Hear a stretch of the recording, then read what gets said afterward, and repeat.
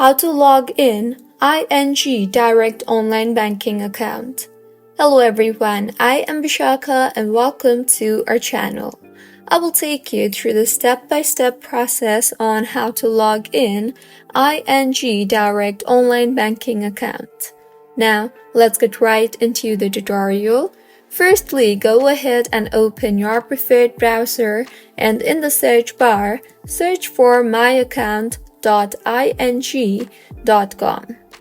You will now be asked to select the country, so go ahead and select the country of your ING account and tap on Next. You will further be led to the login portal of ING Bank.